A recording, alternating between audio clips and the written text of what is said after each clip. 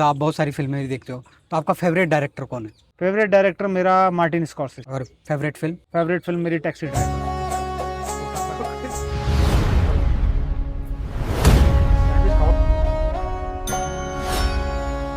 अगर डायरेक्टर का मन है, बजट चाहे कम है, लेकिन उसने ठान लिया है ना ऐसे ही बनाऊंगा, तो वो वैसे ही बनेगी।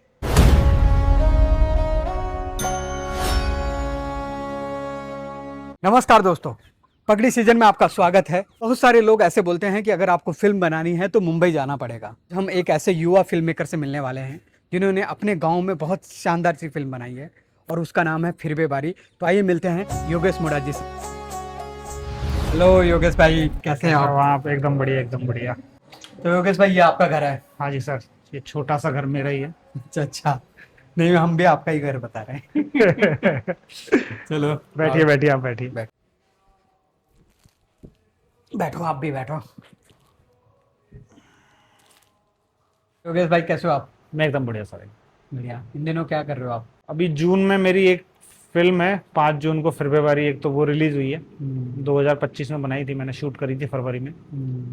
और एक उनकी सीरीज है 15-15 मिनट की, 14 एपिसोड। अप्रैल में कमीशन हुआ था, मई में शूट किया था, जून में सबमिट करा दिया था, और अभी उसके 14 एपिसोड आप स्टेज ऐप पे देख सकते हो। अच्छा अच्छा। उसके अलावा लिखना जो निरंतर प्रयास है। ये बताओ योगेश भाई कि जैसे आप फिल्मों में कितने साल हो गए आपको फिल्म मेकिंग करते हुए? थिएटर करना मैंने चालू किया था 17 साल की उम्र में, लेकिन अच्छा। उसको मैच्योर थिएटर तो नहीं कहेंगे, जयपुर में जिस तरीके का थिएटर होता है। तो यहाँ थिएटर किया, 10th में मैं फिर फेल हुआ मैथ में, फिर मेरी सप्लीमेंट्री आई, फिर कप्लीमेंट्री आई, फिर उसमें भी फेल हुआ। तो फिर मैंने तय किया मैं नहीं पढ़ूंगा। अच्छा। पढ़ूंगा इन द सेंस कि एकेडमिक पढ़ाई नहीं करूंगा। तो फादर का यही था कि ये गलत फैसला है, लेकिन उन्होंने मेरे गलत फैसले में मेरा साथ दिया। और 19 साल की उम्र में मैं बॉम्बे चला गया। 19 साल की उम्र में पहली बार मुंबई गए? बॉम्बे चला गया था, और 2011 की बात है ये, अभी 35 साल का हूँ मैं। और तो वहाँ सबसे पहले जाके मैंने, शुरुआत में तो मेरे को 1-2 ऐड मिले टाटा स्काई के as assistant director. Assistant director भी तो क्या कहोगे उसको, as a trainee assistant director कह सकते हो आप। हमको तो ये भी नहीं पता था कि, तो बहुत अच्छा रोचक किस्सा है कि मेरा पहला प्रोफेशनल शूट, मैं घर से 5 बजे नहा धो के निकला हूँ, और ऑटो से जा रहा हूँ, पैसे नहीं है ऑटो के, फिर भी ऑटो से जा रहा हूँ क्योंकि जल्दी पहुंचना है, लेट ना हो जाऊं। और रास्ते में एक जगह रुकवा के मैंने चाय ली और एक बिस्किट का पैकेट लिया है कि पता नहीं वहां खाने को मिलेगा या नहीं मिलेगा। और वो जल्दी से खा के जब मैं वहां पहुंचा, तो मैंने देखा, मैंने कहा यार ये क्या शादी ब्याह है क्या, मतलब लाइटें लाइटें, 200-300 आदमी, खाने के कोई 25-30 काउंटर लगे हुए हैं। तब मुझे पता चला कि अच्छा, इंडस्ट्री ऐसी होती है। तो दुख हुआ कि क्यों मैंने खामा खा वो अपने 20 रुपए खराब किए चाय बिस्किट में, जब सब कुछ यहाँ है। फिर उसके बाद ऐड करते करते एक फिल्म थी, ओ गॉड सारे हैं फ्रॉड, आशु त्रिखा जी, उनकी एक फिल्म है हवा करके, तब्बू वाली हॉरर फिल्म, उससे लोग उनको जानते हैं। पहले वीएफएक्स करते थे वो, फिर डायरेक्टर बने, और वो फिल्म आधी होके ही बंद हो गई। फिर वापस से ऐड करने चालू किए। फिर मेरे को सेकंड फिल्म मिली 31 अक्टूबर 1984, दिल्ली में, जो 84 में इंदिरा गांधी की हत्या के बाद जो दंगे हुए थे, उसके ऊपर वो फिल्म है। उसमें लीड में तो अपने सोहा अली खान है और वीरदास है, और बाकी और भी जूनियर मतलब करेक्टर आर्टिस्ट काफ़ी हैं। और फिल्म मिल जाती है, वो ठीक अच्छी फिल्म है। शिवाजी लोटन पाटिल ने डायरेक्ट की थी, 2014 का मराठी के अंदर उनके पास नेशनल है, अभी तो 3 नेशनल है। अभी तो उनकी लास्ट वाली फिल्म बिक नहीं रही, जी वाले कह रहे हैं इनकी कोई सेटिंग है नेशनल में। अच्छा। हाँ, तो ये भी एक डायरेक्टर के साथ बहुत बड़ी समस्या होती है ना, कि उसकी शुरुआती फिल्मों को अगर अवार्ड मिल जाए तो उसकी फिल्म बिक जाती है, लेकिन रेगुलर उसको अवार्ड मिलते रहे तो उसकी फिल्म बिकना भी बहुत मुश्किल है। अच्छा, मैं ये पूछ रहा हूँ कि जैसे हम फिल्मों की और बात करेंगे, आप मुंबई जब पहली बार गए थे, आप एक्टर बनने गए थे या फिल्म मेकर ही बनने गए थे? देखो बनना तो मेरे को, थिएटर जब मैंने ज्वाइन किया था तो मेरे को एक्टर बनना था। मेरे को ऐसा लगता था मैं सुंदर दिखता हूँ हम्म, और है मेरे अंदर कोई बात है। हम्म, लेकिन थिएटर करने के बाद जब मैं बॉम्बे गया और जब मैंने वहां एक्टर्स को काम करते हुए देखा हम्म, तो मुझे लगा कि मेरे पास ट्रेनिंग नहीं है, और एक ट्रेनिंग के बिना एक एक्टर कुछ नहीं होता। हम्म, लेकिन असिस्ट करते करते मेरे को ऐसा पता चला कि जो मेरा जिस तरीके का मेरा माइंड है, हम्म, मैं डायरेक्शन में ज्यादा अच्छा करूंगा। तो ये तो सीधी सी बात है, दुनिया का कोई भी आदमी हो उसको स्क्रीन के सामने आना किसको अच्छा नहीं लगता। हर आदमी चाहता है कि वो पर्दे पर आए, लेकिन किस काम को आप बेहतर करोगे ये पता होना भी बहुत जरूरी है। तो मुझे ऐसा लगा कि मैं डायरेक्शन में एक्टिंग से ज्यादा बेहतर करूंगा। और फिर जब आपको किसी चीज में मजा आने लग जाता है तो फिर इस चीज का कोई मतलब, लाल, और बच्चे ही थे उस टाइम के, एक्टर बनना है तो वो बच्चे की थॉट था ना। जब मैच्योर हुए तब पता चला कि नहीं, एक्टर नहीं, मेरे को तो डायरेक्टर बनना है। ये बताओ, जैसे मुंबई में जाते हैं बहुत सारे जो फिल्म मेकर बनना चाहते हैं या एक्टर बनना चाहते हैं, जाते ही काम मिल जाता है या स्ट्रगल करना पड़ता किस्मत। है? अच्छा। अगर कोई ये कहता है कि मैं यहाँ से पढ़ के आया हूँ, वहां से पढ़ के आया हूँ, उसके बाद भी कोई गारंटी नहीं है कि उसको काम मिलेगा। हम्म, और काम मिलना एक चीज नहीं है। जब किसी को डायरेक्टर बनना हो रहा होता है और अगर वो असिस्ट कर रहा है तो ये फर्क नहीं पड़ता कि वो यशराज की फिल्म असिस्ट कर रहा है या फिर वो ड्रीम वर्क्स की फिल्म असिस्ट कर रहा है, क्योंकि हो सकता है उसके बाद भी वो डायरेक्टर ना बन पाए। और हो सकता है कुछ बच्चे ऐसे हैं जिन्होंने 50 लाख की फिल्में या सिर्फ 1 करोड़ की छोटे प्रोडक्शन हाउस की फिल्में असिस्ट करके भी वो डायरेक्टर बन जाते हैं। तो जो शिवाजी लोटन पाटिल हैं जो मेरे डायरेक्टर थे एक फिल्म में, उन्होंने एक बहुत अच्छी बात कही कि यशराज की 10 बड़ी फिल्में कर लो, उसके बाद तुम्हें पता चलेगा कि डायरेक्टर कैसे बनना है। और तुम छोटे प्रोडक्शन की 3 फिल्में कर लो, तुम डायरेक्टर बनने के लायक हो जाते हो, क्योंकि छोटी फिल्में आपको ज्यादातर ये बता दी क्या नहीं करना है। क्योंकि बड़े प्रोडक्शन हाउस में तो उनके पास पैसा है, वो एक दिन में 2.5 करोड़ भी खर्च कर देंगे, उन्हें कोई फर्क नहीं पड़ेगा। तो वहां असिस्टेंट जो है वो कमियों को बहुत कम देख पाता है और चैलेंज वहां कम आते हैं। चैलेंजिंग हमेशा छोटे बजट में ही होता है। दूसरा, बड़े प्रोडक्शन हाउस के जो डायरेक्टर हैं वो जब भी अपना प्रोडक्शन हाउस बनाएंगे उनको हमेशा किसी प्रोडक्शन वाले पर डिपेंडेंट रहना पड़ेगा। लेकिन जो छोटी फिल्में करके आया है उसका प्रोडक्शन वाले उसको बजट में ज्यादा घुमा नहीं सकते। हो सकता है 100 रुपए में उसको 10 रुपए का हिसाब पता ना चले, लेकिन ये नहीं होगा कि 100 रुपए में उसको 30 रुपए का हिसाब पता नहीं चल रहा। और दूसरा, उसको अपना बजट बनाने के लिए किसी प्रोडक्शन वाले पे डिपेंडेंट होने की जरूरत नहीं है। तो ये एक बहुत बड़ी खासियत होती है जिसको आपको ध्यान में रखना चाहिए। और मुझे लगता है किसी भी डायरेक्टर को आज के टाइम पर, पहले ये जरूरी नहीं था लेकिन आज के टाइम पर प्रोडक्शन आपको पता होना बहुत जरूरी है। क्योंकि अगर प्रोडक्शन आपको पता नहीं होगा तो हो सकता है आपकी 1 करोड़ की फिल्म कब 4 करोड़ की बन गई ना, आपको खुद को नहीं पता चला, और अगली बार आप पे प्रोड्यूसर बिलीव नहीं करेंगे, क्योंकि ये नाम ही तो है। अच्छा योगेश भाई, ये और बताओ मुझे कि आपको पहली फिल्म कब मिली? पहली फिल्म मेरी किस्मत थी, मेरा एक दोस्त है ध्रुव सोरान, वो वहां रह रहा था।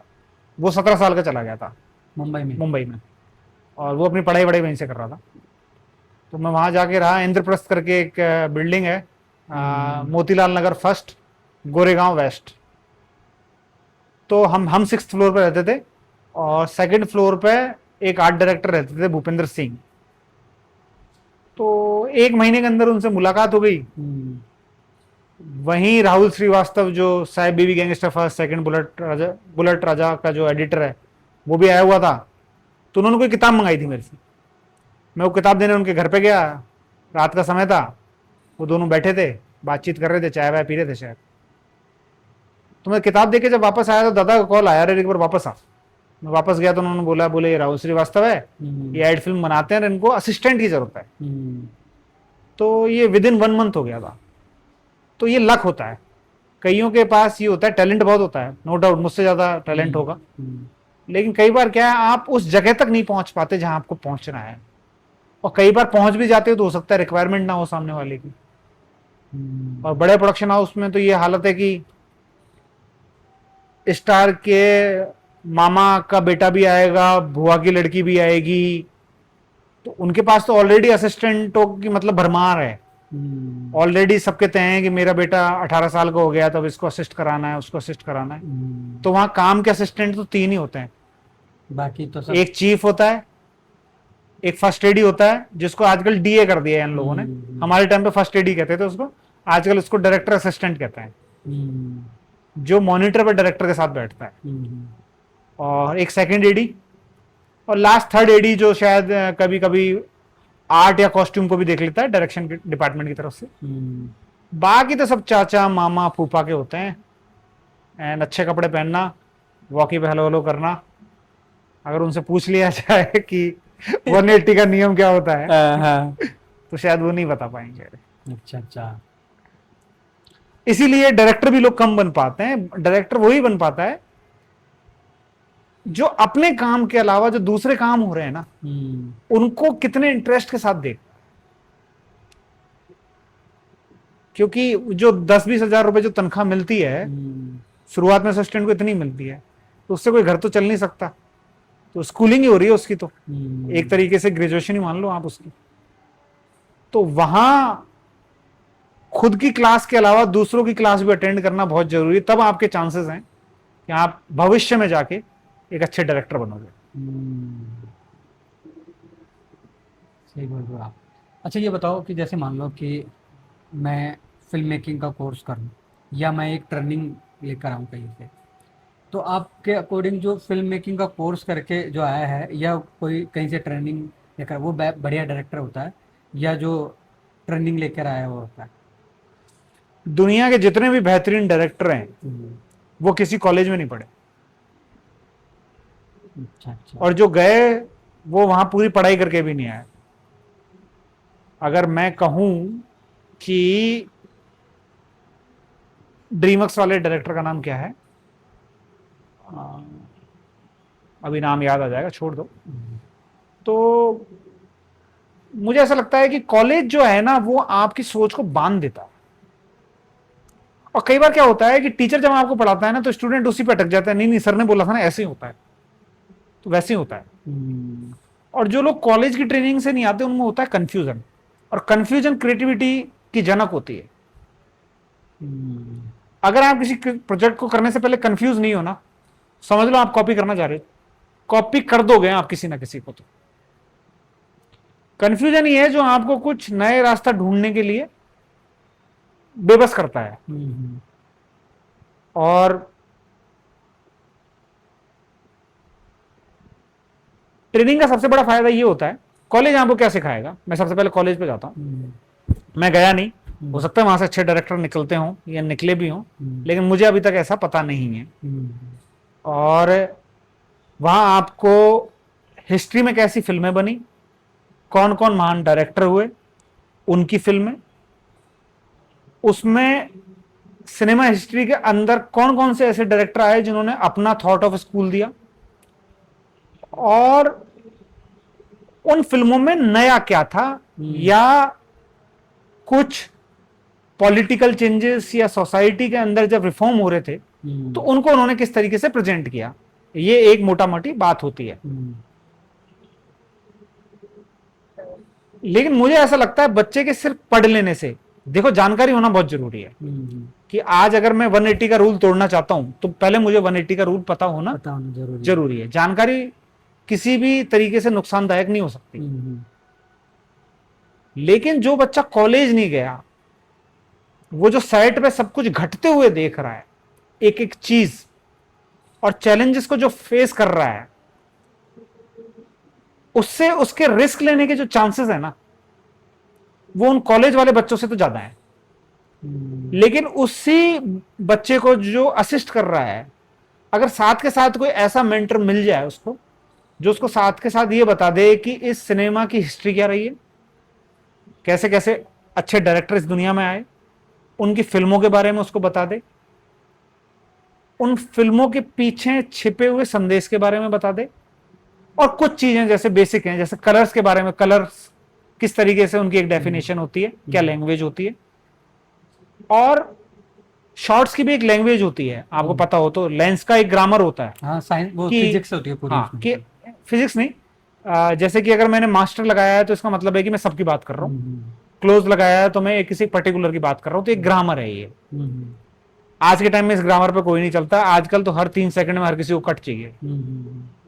तो मुझे ऐसा लगता है कि उस बच्चे को अगर उस टाइम कोई ऐसा मेंटर मिल गया असिस्ट करते हुए, जो उसको वो कॉलेज की जो जानकारी है वो भी उसको दे दे, तो नो डाउट कि जो सेट पे सीख रहा है वो कॉलेज वाले से बहुत बेहतर करेगा। स्टीफन स्पीलबर्ग की बात कर रहा था, वो 1 साल ही कॉलेज में पढ़ा और उसने ड्रॉप आउट कर दिया था। अच्छा। और जब पहली उसकी फिल्म बनी और उसको अवार्ड मिला, तो उसने वो फिल्म ही जाके अपने कॉलेज में सबमिट कराई थी कि ये मेरा प्रोजेक्ट था, इसको सबमिट कर लो। तो अगर अनुराग कश्यप की बात की जाए, या फिर हमारे देश में, या फिर और भी बड़े डायरेक्टरों की बात की जाए, तो वो किसी कॉलेज से पढ़ के नहीं आए। और सुभाष घई भी अगर एफटीआई से पढ़कर आया था तो एक्टिंग पढ़ के आया था, डायरेक्शन पढ़ के नहीं आया। और जहां तक मुझे याद है नोलान भी शायद किसी इंस्टीट्यूट में नहीं पढ़ा है। अच्छा, मतलब आपकी बातों से ये समझ में आ रहा है कि भाई आपको प्रैक्टिकल करना बहुत जरूरी है। प्रैक्टिकल करना बहुत जरूरी है, लेकिन साथ के साथ एक अगर एक मेंटर आपको मिल जाए, जैसे कि मतलब हम साहित्य पढ़ते हैं, तो साहित्य में अगर कोई सीनियर हमारे घर पे, अगर हमारे दादाजी हों, चाहे पिताजी हों, चाहे हमारी बुआ हों, जो खुद उन्होंने भी लिटरेचर पढ़ा हो, तो उससे हमें फायदा ये हो जाएगा कि वो हमें कुछ अच्छी किताबों के बारे में बता देंगे जिन तक हम लेट पहुंचेंगे। तो जो बच्चा जिस किताब को 30 साल की उम्र में पढ़ता, अगर उसने उसको 19-20 साल की उम्र में पढ़ लिया है, तो वो उसका मानसिक विकास अच्छा होगा। सिर्फ इतनी सी बात। बाकी करेगा तो वो वही जो उसको ईश्वर ने दिया। आप किसी बच्चे को घोल के नहीं पिला सकते कि ले पी ले और तू बन जाएगा। सही बात। ऐसी बात है। मौसम भी अच्छा है, चाय पी ली जाए, बिल्कुल बिल्कुल, चाय है पी ना? लेते हैं। तो चाय पीते पीते बात करेंगे अपन। Yes yes. ये आपकी रसोई है? ये मेरी रसोई है जी। तो इसमें क्या बना रहे हो आप? ये सर चाय के साथ सैंडविच। अच्छा। तो जब ऐसा होता है कि ज़्यादा भूख नहीं है, बहुत हल्का सा ही खाना है, तब ये मैंने सीख लिया था वहीं बम्बई में ही, सैंडविच बनाना। सैंडविच बनाना। उससे क्या पैसे भी बचते थे, और ये भी होता था कि चीज़ जो आपने इसमें डाली है वो सही होगी। अच्छा अच्छा। तो उसके फ़ायदे आज तक हो रहे हैं। ये बताओ मुझे कि जैसे हम खाना बनाते हैं, खाना बनाने के टाइम पे हम, जैसे हर कोई आदमी अपनी अपनी समझ से अपनी अपनी क्वालिटी का खाना बनाता है ना? वैसे ही फिल्म भी वैसे ही बनती है कि हर आदमी का अपना विजन होता है, या ऐसे होता है कि भाई ठीक है मैंने ये चीज़ सीख लिया है, इसको कॉपी करना है आगे, या कुछ अलग क्रिएटिविटी, जैसे खाने में भी बहुत सारी क्रिएटिविटी होती है, ऐसा कुछ होता है? सबसे पहले जो चीज़ होती है ना, खाने में देख लो या फिल्मों में देख लो, जब तक मन नहीं होगा ना, अच्छी चीज़ नहीं बनेगी। अच्छा अच्छा। तो चाहे हम अपनी इंडस्ट्री की बात कर लें, चाहे कुकिंग की बात कर लें, अगर डायरेक्टर का मन है, बजट चाहे कम है, लेकिन उसने ठान लिया है ना ऐसे ही बनाऊंगा, तो वो वैसे ही बनेगी। सेम कुकिंग में भी यही है। चाहे आदमी के पास घी कम है, मसाले कम है, लेकिन अगर वो मन से बना रहा है ना, तो पता नहीं नेचर कहां से है ना, आपकी मदद कर देती है। अब इसमें मेरे को ना एक किस्सा याद आ रहा है फोर्ड कपोला का। अच्छा अच्छा। आपने उसकी वो देखी होगी, क्या कहते हैं उसको, गॉडफादर। हाँ देखिए, बिल्कुल बिल्कुल। जब जब मर्डर हो रहा है वहां ऑरेंज कलर है, फिर चाहे वो संतरे के रूप में हो, चाहे वो दीवार के पेंट के रूप में हो, चाहे वो टेबल के रूप में हो, चाहे किसी भी रूप में हो। अगर कोई ऐसा डायरेक्टर होता जो अपने आप को महान दिखाने के चक्कर में वो यही कहता है, या I thought it already and I decided it should be. लेकिन वो फोर्ड कपोला है, वो बोलता है कि भैया ये अपने आप हुआ है। तो जब आदमी इतना ईमानदार होता है ना हम्म, और किसी चीज को उतने मन से कर रहा होता है तो नेचर भी उसका साथ देता है। और मैंने एक से नहीं कई डायरेक्टरों से ये बात सुनी है। तो अभी नोलान जब ओडिसी शूट कर रहा था तो उसके अंदर ओडिसिस जब ट्रॉय से निकलते हैं अपनी नाव पे वापस घर आने के लिए, हाँ, तो आप देखोगे कि डॉल्फिन जो है वो दिख रही है आपको नाव के पास ऐसे कूदती हुई। वो शॉट डिजाइन नहीं किया था, अच्छा, वो उन्होंने शॉट जैसे ये किया कि भाई टेक, और टेक जैसे ही चालू हुआ तो डॉल्फिनों ने कूदना चालू कर दिया। अब आप इसको क्या कहेंगे? भाई साहब। तो ये होता है मन से। जब देखो, मुझे ये तो नहीं पता कि हर डायरेक्टर कितना स्पिरिचुअल होता है या नहीं होता, लेकिन मुझे ये लगता है कि उसके मरते मरते तो वो भगवान को चाहे मानता हो या ना मानता हो, लेकिन किसी एक शक्ति में तो विश्वास करने लग जाता है। तो ये ऐसी ही चीजें हैं। तो योगेश भाई, जब आप फिर भी बारी जब आपकी फिल्म बना रहे थे, हाँ, तो आपने कैसे सोचा कि मुझे एक ही इमोशन पे फिल्म बनानी है? तो मैं 2015 से लेकर 22 तक मैंने एक कहानी लिखी, मिथ। अच्छा, थोड़ा सा मेटाफोर है वो, अच्छा। ठीक है। हो सकता है ऑडियंस को समझ में भी नहीं आया कि ये करके क्या गया है, हम्म, लेकिन अब मैं उसको वापस से रिपीट कर रहा हूं लिखने की, कि आम ऑडियंस तक को मैं इसको कैसे समझाता हूं। तो मिथ ने मेरे को परेशान ही रखा, वो 7 साल तक बनी नहीं। तो मुझे लगा कहानी बदलते हैं यार, अब कुछ ऐसा सा नॉर्मल सा लेके आते हैं कि ना अपन पहला कदम भी रख दें और चीज भी हो जाए। तो मैं पथिक जी को जानता तो था, लेकिन उनकी कहानियां नहीं पढ़ी थी मैंने। तो मैंने उनको जाकर कहा, मैंने कहा अभी कोई कहानी हो तो देना मेरे को, मैं पढ़ूंगा। तो उन्होंने कहा ऐसे कौन सी? बोले 4 किताबें आई हुई मेरी, कोई सी भी पढ़ ले। तो मैं 4 किताब खरीद के लिए आया सेम डे। तो जब कहानियां पढ़ने लगा, तो जब फिर बारी आई, तो मैं भी उस क्षेत्र का, वो भी उस क्षेत्र के, सेम चीजें, एक एक प्रॉप्स की आपको नॉलेज है कि अगर ये सीन घट रहा है तो पीछे क्या होगा, वो दिखता है आपको मेंटली। तो मैं बहुत हंसा। तो उसका एंड पढ़ के मैं बहुत ही हंसा, मतलब शुरुआत भी हंसा रहा है लेकिन एंड ने बहुत हंसाया मेरे को। तो किसी ने मेरे को पूछा, बोला यार इतना क्यों हंस रहा है? मैंने कहा यार ये कहानी अगर तुम पढ़ोगे तुम समझ नहीं पाओगे, क्योंकि तुम उस क्षेत्र से नहीं है। सही बात है। और तुम अगर रिलेट कर गए तो तुम्हें ये चीज समझ में आ जाएगी। तब मेरे को लगा मैं फिर बारी बनाऊंगा, और मैंने सोच लिया था यही मेरी पहली फिल्म होगी जो मैं बनाऊंगा, क्योंकि ये मेरे को अंदर तक टच करी है। लोगों को पसंद आए नहीं आए वो मेरी ड्यूटी नहीं है, मैं खुद के लिए जी रहा हूं ना। तो सबसे पहले तो खुद को सेटिस्फाइड करो। मैं महान बना दूंगा, दुनिया देखती रह जाएगी, ये सिर्फ ख्याली पुलाव होते हैं। किसी को कुछ नहीं पता कि क्या महान बनेगा, चलेगा या नहीं चलेगा। मेरे जो दोस्त हैं भूपी, जो मेरे साथ बॉम्बे में भी असिस्ट करते थे, इसमें एसोसिएट थे, उन्होंने मेरे को एक चीज कही, बोले बाबा आप पहली फिल्म बनाने जा रहे हो, बहुत अच्छी बात है। मेरे से 15 साल बड़े हैं वो, और मेडिकल कॉलेज से भी पास आउट है, लेकिन बोले सिचुएशन है, कहानी नहीं है। मैं प्रभु तब भी मैं ये फिल्म बनाऊंगा। हाँ, हाँ, मतलब एक इवेंट है वो। हाँ, इवेंट ही है वो, और कुछ नहीं है। मतलब उसमें ऐसा कुछ नहीं है कि एक कहानी की एक शुरुआत है, फिर उसका एक चढ़ाव है, फिर उतार है, फिर ऐसा कुछ नहीं है उसमें। उसमें एक कंसिस्ट, एक बस आपकी बुआ सास मर गई है और आपको वहां फिरने जाना है, इतनी सी बात है बस। अच्छा, लोगों को अभी ना फिर भी बारी का मतलब भी नहीं पता है, बहुत लोगों को। हाँ, तो मतलब आप बता सकते हो कि फिर भी बारी का मतलब क्या होता है? तो हिंदुस्तान में सब, पूरी हिंदुस्तान तीये की बैठक तो समझता होगा। हाँ, हाँ, तीये की बैठक समझते हैं। तो हमारे यहाँ तीये की बैठक नहीं कहते उसको, अब तो अब कहने लगे हैं। अब तो अखबारों में भी ऐड छपने लग गए, व्हाट्सएप पे मैसेज जाने लग गए। उससे पहले व्हाइट कलर के कार्ड छपते थे इतने से, याद है? यहाँ पता है मुझे, है ना? अभी भी छपती है। हाँ, हाँ। तो उस पर तीये की बैठक लिखा जाता है। बाकी जब हमारे दादा परदादा थे, जिस टाइम कोई कार्ड वार्ड नहीं था, कुछ नहीं था, उस टाइम फिरने का अर्थ होता था कि कोई मर गया है, उस मरे में हमको सहानुभूति प्रकट करने जाना है। और ये जो तीये वाले दिन आप जो सहानुभूति प्रकट करने जा रहे हो, इसको कहते हैं फिरना। मैं ये नहीं कहूंगा किसी की मौत में जाके आ रहा हूं। कोई मेरे से अगर पूछे कहां जा रहा है, मैं कहूंगा फिरने जा रहा हूं। अब मेल तो हो गया फिरने वाला, और जो फीमेल हो गई वो होगी फिरने वाली। अब इसको बिल्कुल ठेठ अगर मैं ब्रज में कहूंगा तो कहूंगा फिर बारी। अच्छा। तो मेरा नाम तो इस कहानी का फिरने वाली था, लेकिन मैंने पथिक जी को कहा नाम तो मैं ठेठ ही रखूंगा। उन्होंने कहा अच्छी बात है। तो बोला अगर लोगों को समझ में नहीं आया तो मैंने कहा अभी भी लोगों के लिए नहीं बना रहा, मैं बना तो मैं मेरे लिए रहा हूँ। और भगवान ने फिर यही किया, प्रोड्यूसर शूट से 7 दिन पहले भाग गया।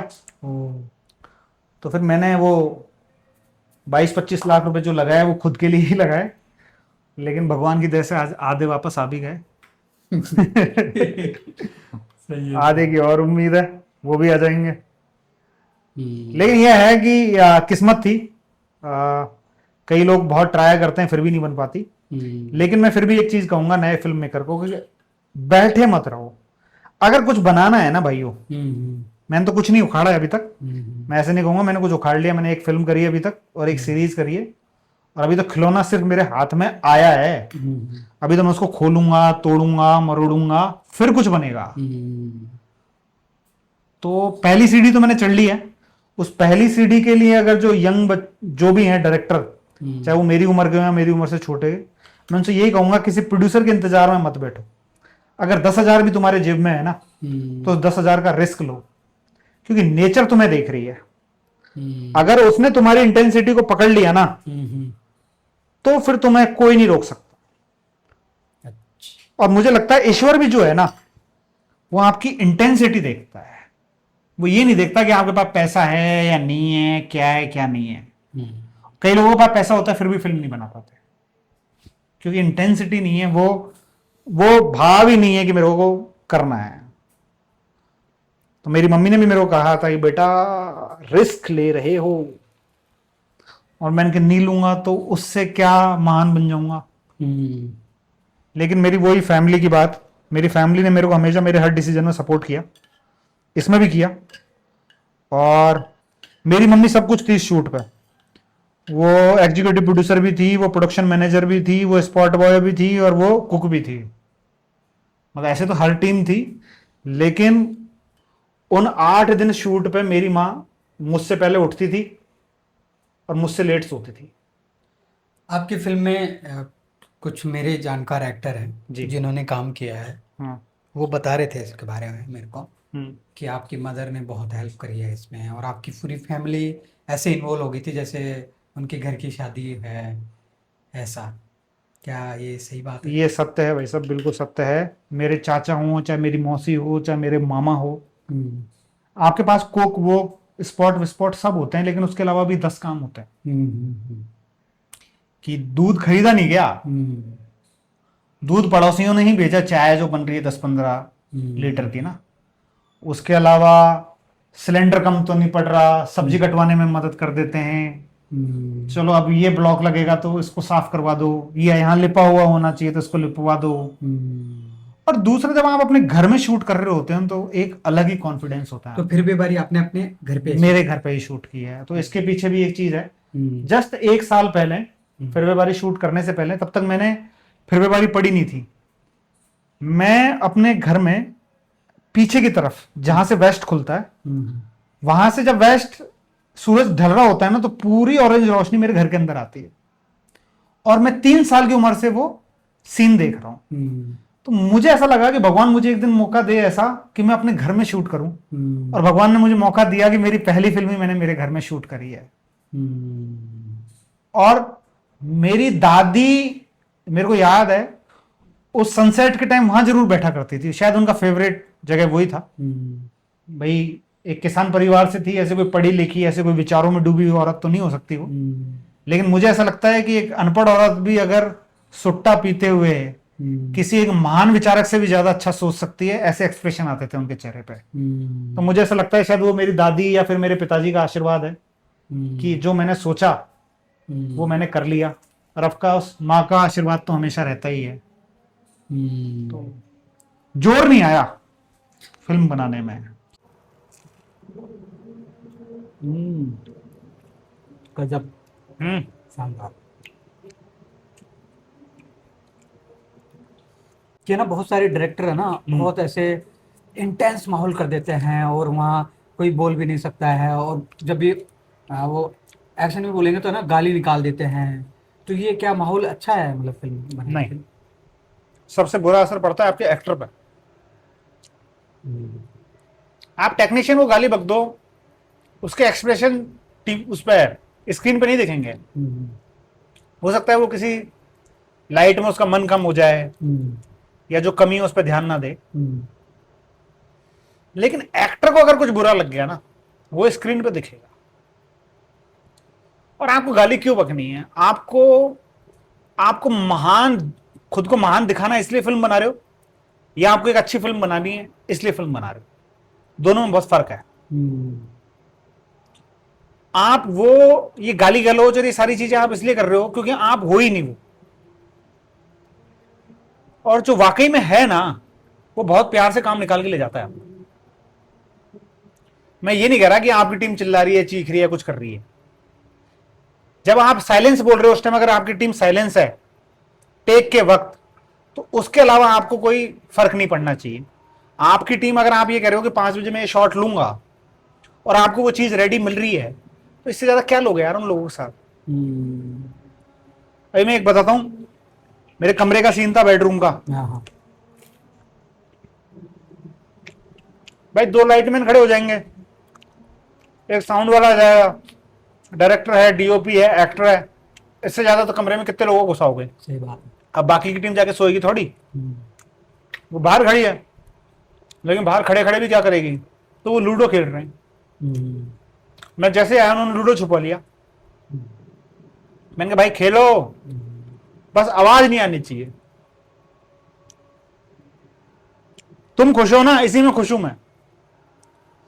क्योंकि जब अगर मैं तुम्हें एक आवाज लगाऊंगा ना, तुम भागते हुए आओगे, क्योंकि तुम्हें पता ही है जबरदस्ती नहीं परेशान कर रहा, इसको जरूरत है तभी ये बुला रहा है।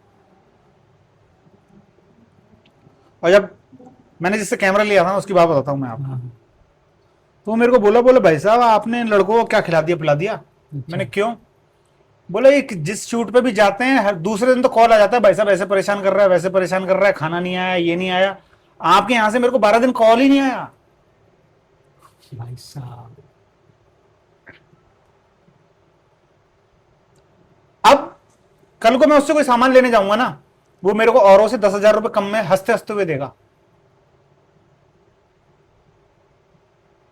मानता हूँ ये बात। एक अच्छी फिल्म के लिए एक अच्छा मतलब वातावरण रहना बहुत जरूरी और है। खाना, और खाना भी। खाना कई प्रोडक्शन हाउस क्या करते हैं, उस खाने में ना सोडा मिला देते हैं ताकि खाना जल्दी खराब भी ना हो और लोग कम खाएं, लेकिन उसका पेट खराब होगा। पेट खराब होगा तो उसके काम पे असर दिखेगा, और कितने पैसे बचा लोगे तुम? कई प्रोडक्शन हाउस क्या करते हैं, एचओडीज के अलग अलग खाना मंगाएंगे, क्रू के लिए अलग खाना मंगाएंगे। क्या कर लोगे आपको करके, और कितने पैसे बचा लोगे? अच्छा, आपने आपकी फिल्म में भी किया था ऐसा? नहीं, मेरी फिल्म में ऐसा नहीं होता। अच्छा। मेरी फिल्म में जहां डायरेक्टर बैठ के खा रहा है वहीं स्पॉट वाला बैठ के खाएगा। नहीं, ये मैंने बहुत सुना भी है और देखा भी है कुछ कुछ फिल्मों में, कि जहाँ मैं गया हूँ मैंने देखा है कि वहाँ डायरेक्टर के लिए, एचओडी के लिए, उनके लिए अलग खाना आ रहा है, और जो नॉर्मल क्रू है उनके लिए अलग खाना आ रहा है। फिर आपने टीम का बनाई है, आपने तो हिस्से कर दिए ना। मेरे लास्ट वाले प्रोजेक्ट में जितने अच्छे कमरे में मैं नहीं रह रहा था ना, उससे अच्छे कमरे में लाइट वाले रह रहे थे, क्योंकि वो 12 घंटे इधर से उधर भागता है। क्या हो जाएगा अगर वो मुझसे अच्छे बेड पे सो जाएगा तो? सही बात है। और लाइट मैन, स्पॉट बॉय, और जैसे कैमरा जो उठाते हैं वो लोग, ये रीढ़ की हड्डी है हमारी। हाँ। तो योगेश भाई, आपकी ये फेवरेट जगह है? मेरी ये फेवरेट जगह है। अच्छा, तो मेरे कुछ फेवरेट क्वेश्चन हैं, 10 के आसपास हैं, उनके आपको आंसर करने हैं। आजकल इंस्टाग्राम पे बहुत सारी रील बनती हैं, यूट्यूब पे भी बहुत सारा काम होता है, कंटेंट पे काम होता है।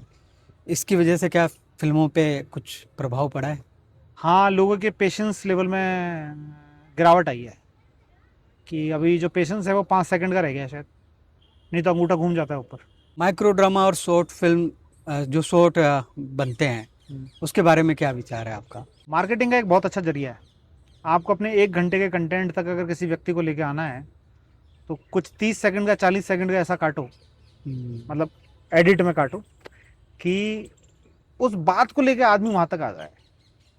तो सोशल मीडिया मार्केटिंग के लिए तो बहुत अच्छा जरिया है। बहुत ही कम टाइम में आपका अटेंशन ग्रैब कर लेता है। अभी रीजनल सिनेमा बहुत बन रहा है और बॉलीवुड का सिनेमा, तो ये ऐसा हो सकता है कि जो रीजनल सिनेमा बॉलीवुड से ऊपर आ जाएगा? बिल्कुल आएगा। अच्छा। देखो हिंदुस्तान अकेले हिंदी तो बोलता नहीं है ना, हाँ। हिंदी के अलावा बहुत सारी भाषाएं बोलता है, और अपनी भाषा में ही आदमी को सबसे ज़्यादा मज़ा आता है, चाहे वो गाली देने में आता हो चाहे प्यार करने में आता हो। अच्छा अच्छा। तो अब सिनेमा जो है वो सिर्फ मुंबई या दिल्ली नहीं है, अब वो भारत है। और अब भारत के हर घर से, मतलब हर गांव से कहानियां अगर आपको निकालनी है, और मुझे लग रहा है लोग पसंद भी कर रहे हैं, शायद ज़्यादा अच्छा उनको रीजनल लग रहा है आज। हिंदी में भी एक बोरियत आ गई है, एक मोनोटोनस हो गया है, सेम कहानी को आप कितनी बार दिखा लोगे। और ये अच्छी बात भी है, मुझे ऐसा लगता है नए बच्चों को चांस भी मिलेगा। और अभी तक शायद हम इंडिया देख रहे थे, अब भारत देखेंगे। मतलब आप बहुत सारी फिल्में भी देखते हो, तो आपका फेवरेट डायरेक्टर कौन है? फेवरेट डायरेक्टर मेरा Martin Scorsese. Favourite film? Favourite film मेरी टैक्सी ड्राइवर। ऐसी कौन सी फिल्म है जिसको आप बार बार देखते हो? Taxi driver. आपको कौन सा सिनेमा ज़्यादा पसंद है, बॉलीवुड या रीजनल? मुझे सिनेमा पसंद है, और सिनेमा की कोई लैंग्वेज नहीं होती, सिनेमा की लैंग्वेज ही सिनेमा होती है। अच्छा। तो मुझे ऐसा लगता है कि कुछ फिल्में ऐसी होती हैं, चाहे वो किसी भी भाषा में हो, चाहे आपकी वो भाषा समझ में आए या ना आए, लेकिन वो अगर आपको रोक के रख रखी है तो उसमें कुछ बात है। और शायद वो रीजनल में आजकल वो चीज़ ज़्यादा घट रही है। अच्छा। अभी ना ओटीटी का ज़माना और आ गया है, हाँ। तो आपको ओटीटी पसंद है या थिएटर में फिल्म में जाकर देखना पसंद? नो डाउट थिएटर की कोई होड़ नहीं हो सकती, क्योंकि वो आपको एक एम्बियंस देता है ना, सब जगह से काट के। घर पे तो मैं पॉज कर सकता हूँ, टॉयलेट जा सकता हूँ, वो कर सकता हूँ, वो सिनेमा नहीं कर सकता सिनेमा हॉल में। हाँ, लेकिन ओटीटी से एक फ़ायदा हुआ, नए सब्जेक्ट्स को है ना बनाने की लोगों ने रिस्क लिया। स्टोरी बढ़िया है, स्टार बड़ा है? स्टोरी बढ़िया है। अच्छा, एक्टर या डायरेक्टर? नो डाउट डायरेक्टर, लेकिन सीन स्टार्ट होने के बाद एक्टर। मान लो अभी कोई नया लड़का है जो फिल्म मेकर बनना चाहता है, तो उसके लिए आप क्या सलाह देंगे? पढ़ो और बनाओ, बस यही सलाह है? इसके अलावा कोई, पढ़ो हाँ। फिर लिखो और बनाओ। मैं एक दिन बनाऊंगा, मैं एक दिन ऐसी महान फिल्म बना दूंगा, मैं क्या कर दूंगा, तो ये सिर्फ तुम्हारे ख्यालों में घट रहा है। अच्छा। जब तक वो बनेगा नहीं, तुम्हें खुद को नहीं पता चलेगा तुम्हारी असलियत क्या है। तो सबसे पहले खुद की असलियत देखो, और बनाते रहने से सीखने को मिलता है। अच्छा, ये बताओ कि अभी आप क्या और नया सोच रहे हो? देखा जाए तो जो हिम्मत मेरे अंदर 24-25 सालों में मेरे अंदर जो विचारों की एक आंधी थी, उसमें कमी तो आई है, जो मेरे लिए बहुत ही गलत बात है। और जिस कहानी को मैं 25 साल की उम्र में बनाने के लिए एकदम तैयार था और एक्साइटेड था, वो अब उस कहानी के लिए है नहीं। तो मुझे ऐसा लगता है कि ये जो जज्बा कम होता चला जाता है ना आपका रिस्क लेने का, तो इसके ऊपर एक फिल्म मेकर को ज़रूर काम करना चाहिए। और मैं कोशिश कर रहा हूँ कि मेरे अंदर वो वापस से 25 साल वाला जज्बा आ जाए, जहाँ मैं फेलियर की ना सोच कर इस चीज़ में सेटिस्फाइड रहूँ कि चलो मैंने कुछ नया करने की कोशिश तो की। तो मैं वापस से उस नया करने की कोशिश में जा रहा हूँ, चाहे कितना भी गंदा बनाऊँ, लेकिन बनाऊँगा ज़रूर। Thank you. योगेश भाई, जो हमारा पगड़ी शो है उसमें आप जैसे संघर्ष करके मुकाम हासिल करते हैं, तो उनको हम जो पगड़ी से, पहली सीढ़ी चढ़ जाते हैं, हाँ, पहली सीढ़ी चढ़ जाते तो उनको हम पगड़ी से सम्मान करते हैं। तो आज हम आपको पगड़ी से सम्मान करना चाहते हैं। हैं। बिल्कुल। तो सबसे पहले तो मैंने सुना है पहले ऐसे ढोक लगाते हैं, यस यस। है ना, बांधनी नहीं आती, कोई बात तो नहीं। कोशिश करूंगा फिर।